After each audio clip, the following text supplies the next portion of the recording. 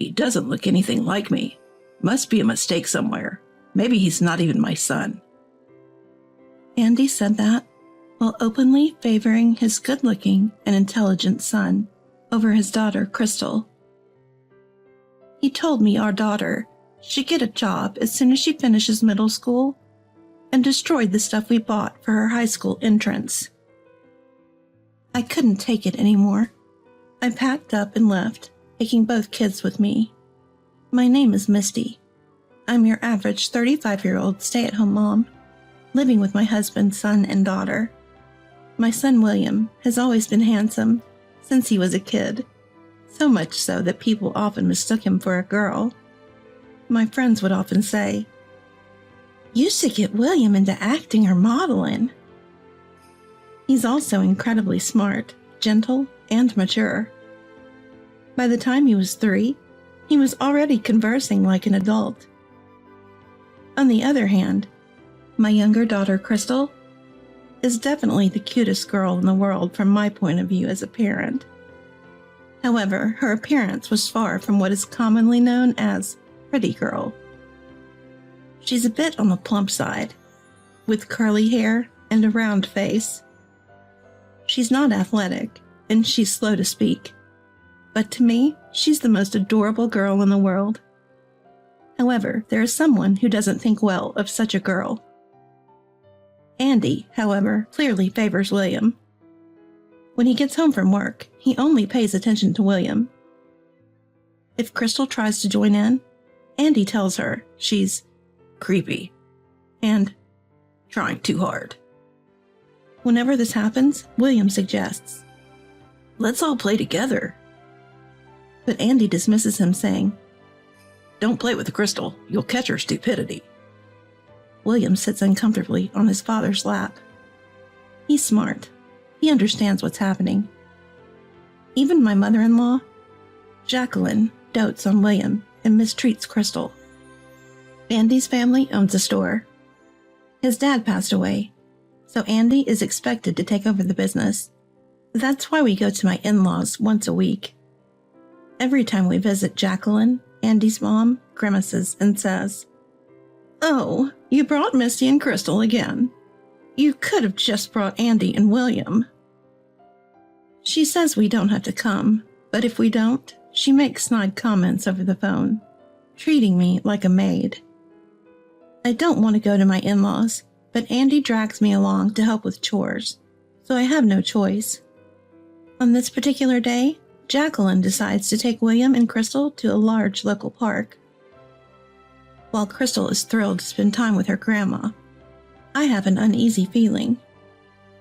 But tied up with chores as usual, I reluctantly wave them off. By evening, Jacqueline returns home, carrying a tired William on her back. "Oh, he's getting heavy. William's growing up," she cheerfully comments. But there's no sign of Crystal. "Jacqueline, where's Crystal?" With no hint of guilt, she replies, "I don't know.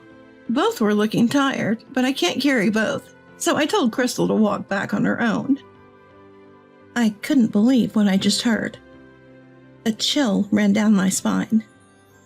I bolted out of the front door and sprinted towards the park, rolling over myself in a panic. Who would leave such a small child alone? I prayed she was all right as I burst into the park. "Mom!" The moment I heard that cry, Crystal leapt into my arms. I felt the tension drain out of me. A police officer was standing nearby. "You're her mom, right? The park staff found her crying alone and called us. We shouldn't leave such a small child unattended." The officer admonished me, but then patted Crystal on the head, saying, "It's good your mom came for you." I bowed my head to the officer several times and tightly held Crystal's hand as we headed home. On the way, Crystal spoke up in her innocent words. "Crystal was sleepy. Grandma said I could nap, so I slept on a park bench. When I woke up, no one was there, and I cried. Are you mad?" "I'm not mad. I'm sorry I scared you."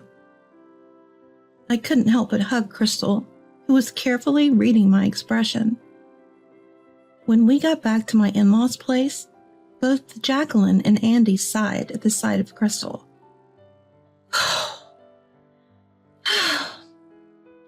So she's found, huh? Frustrated, I yelled at Andy. Do you even care what happens to your own child? Andy wasn't ashamed. He fired back with something shocking.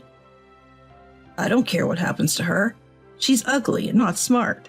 She doesn't look like me at all. You probably had her with another man and are making me raise her, but that's not gonna happen. Upon hearing this, Jacqueline also chimed in. Would have been fine if she hadn't been found. Who knows where she came from? I've never cheated. Crystal is absolutely your child. Do you have any evidence of me cheating? I protested, but all they did was mock me. From that point on, my daughter and I never went back to my in-laws' house.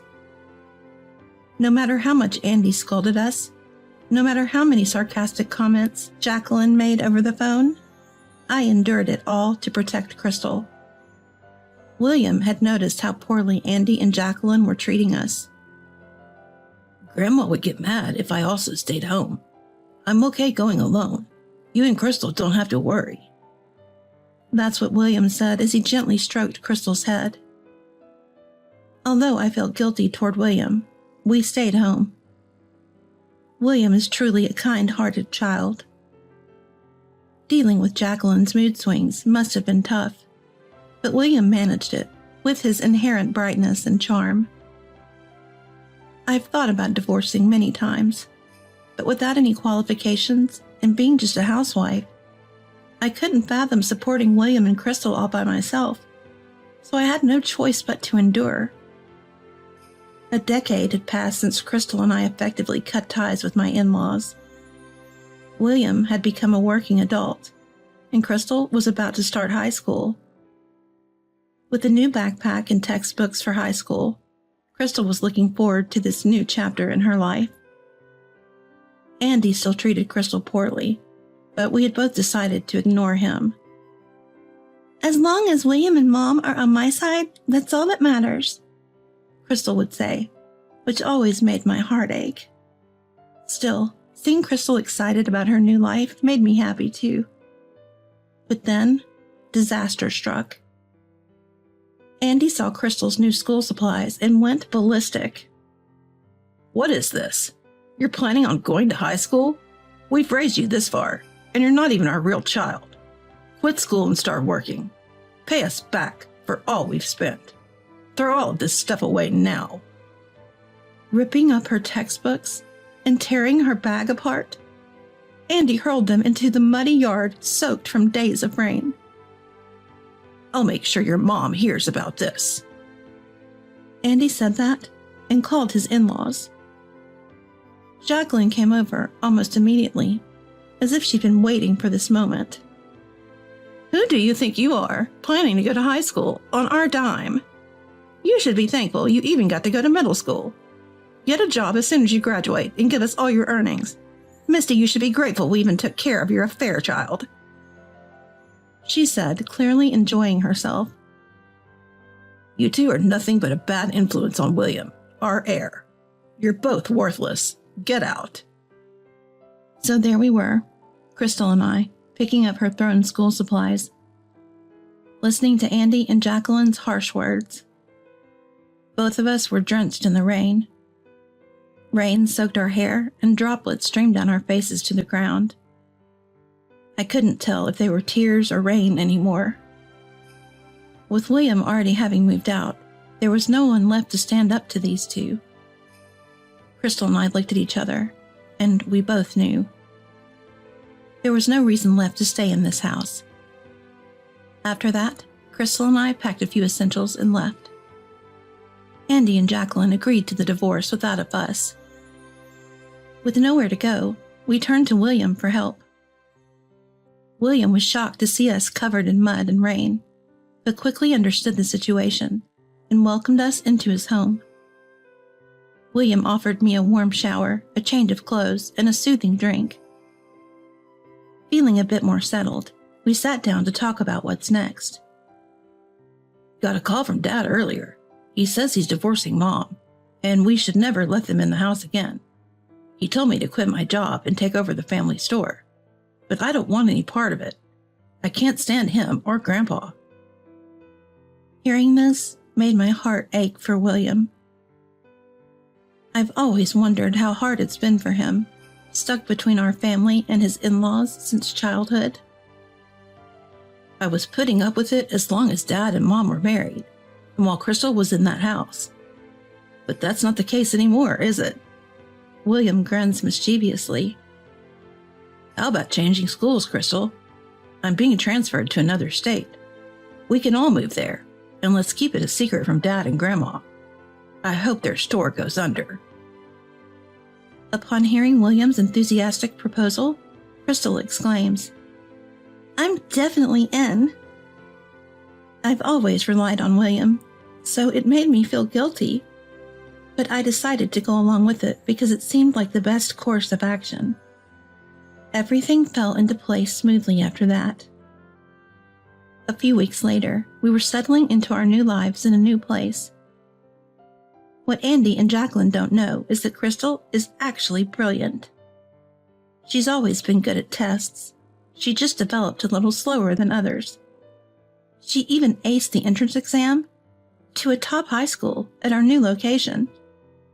Crystal and I both got new phone numbers, cutting off all contact with Andy and Jacqueline. William kept his line open just to keep tabs on them. He thought it'd be best to have a minimal line of communication to avoid being desperately searched for. 10 years have passed since then. Crystal is an adult now. William has a decent job, and we're all living separately. Today is a rare occasion where we've all gathered for a family meal. I decided to dress up a bit as I waited for the two of them. Suddenly I hear, "Is that you, Misty?" "Yes, it's Misty." It was Andy, now balding and bloated, and Jacqueline, her hair completely white, and hunched over like a witch from a storybook. "Where have you been for 10 years, Misty? We've been worried. Are you still mad about us claiming Crystal as the child of an affair? Come back. We haven't seen Crystal and William for years. Where are my kids?" Andy was ranting, saliva flying from his mouth. "Yes, come back. We're in terrible shape now." Jacqueline shrieked in her hoarse voice. Despite the dramatic reunion, I felt nothing. I observed them, oddly detached. "Mom? Mom, what's going on?" I looked back towards the voice. I turned to see a sharply dressed young man and a lovely young woman in a cute dress. Pointing at them, Andy and Jacqueline were speechless. "Is that William and Crystal?" "Yes, but what are Dad and Grandma doing here?" William gives a tense response. "Wow, you both look incredible.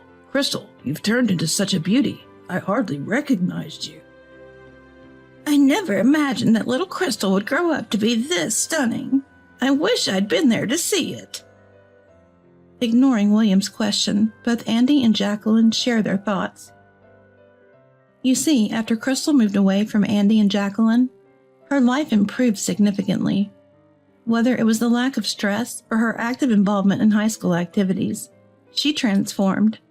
Her face slimmed down, and her eyes, once lost in baby fat, became more pronounced.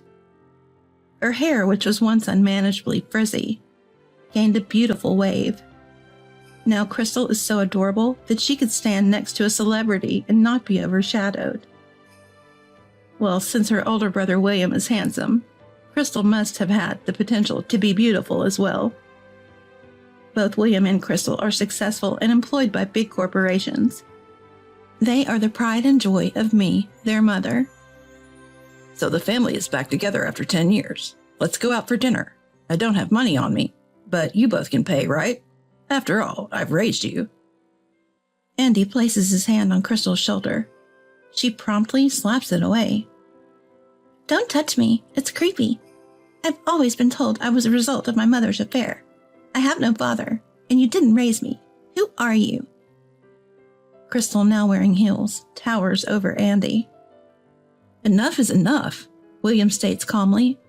I won't forget what you did to Mom and Crystal. Today is the last day we're in contact. Don't bother calling again. Andy explodes with anger. How dare you speak to your parents like that? Crystal, come home and marry a local businessman's son. William, come back and save the family business. Misty, apologize and serve us for the rest of your life. Andy's temper flares like wildfire. We exchange glances and burst into laughter.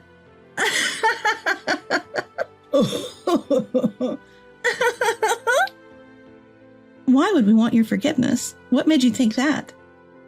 I'm actually getting married soon, so that businessman's son is out of the question.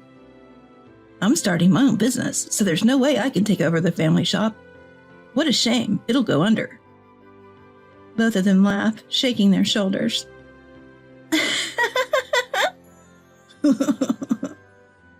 Andy looks desperate. Misty, you'll come back, won't you? His needy gaze is repulsive. Why would I return to that house? Who wants to be a housemaid there? Plus, I've remarried, so no, I can't go back. I flash the shining ring on my left hand. What? You remarried without telling me? I won't accept this. Andy tries to snatch the ring off my finger.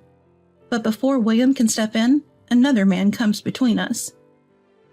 Do you have business with my wife? No rough handling, please. Andy felt cornered by the imposing man. What's your deal?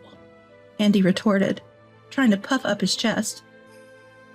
I'm Misty's husband, and as far as I know, you and Misty divorced a decade ago. I was the lawyer who facilitated the process. A lawyer? Andy seemed visibly shaken by the man who suddenly revealed he was a lawyer. That's right, I fell for Owen, the lawyer who helped me during my divorce 10 years ago, and we started dating. A few years later, we got married. Andy's face turned even redder. A lawyer, huh? Think you're something special because you make some money? Everyone listen to me. Misty's my wife, and William and Crystal are my kids. You're in the way. With that, Andy charged at Owen like a raging bull. But Owen dodged smoothly. What? Ah! Unable to stop himself, Andy stumbled and rolled away, letting out a pathetic cry. Oh no, Andy! Jacqueline screamed in dismay. We all watched, holding our breath, wondering if Andy was all right. Lying on his back, Andy yelled, I'll forgive you all if you listen to me now. Good, he didn't seem to be badly hurt. But the fall did appear to shake him up quite a bit. What should we do now? I thought, and Owen reassured me. I've called an ambulance. It'll be all right. Let's leave the rest to them. Crystal was fuming. You're too kind. You should have just left him. Even her angry face was adorable. Hey, our dinner reservation is soon. Let's get going or we'll be late. William reminded us. Ah, yes, today was a special family dinner day. With a reassuring embrace from Owen, we left. We could hear Andy and Jacqueline's verbal abuse behind us, but nothing scared us now. Months later, we heard that Andy's struggling business finally went under. Owen had gotten the news from a real estate contact. For 10 years after we left, Andy had kept things afloat, surprisingly. Now Andy was blaming a fall for not being able to work, leaving Jacqueline to handle both house and work, struggling to pay off debts. Hearing this, I couldn't help but marvel at how karma works. What goes around comes around. On a sunny Sunday afternoon, I was trying on a dress for Crystal's wedding. That looks great on you. I wonder which one I should wear. To think I'd see the day I'd attend as Crystal's father. It feels like a dream. I turned around, and there was Owen, holding 2 tuxedos in his hands, smiling shyly.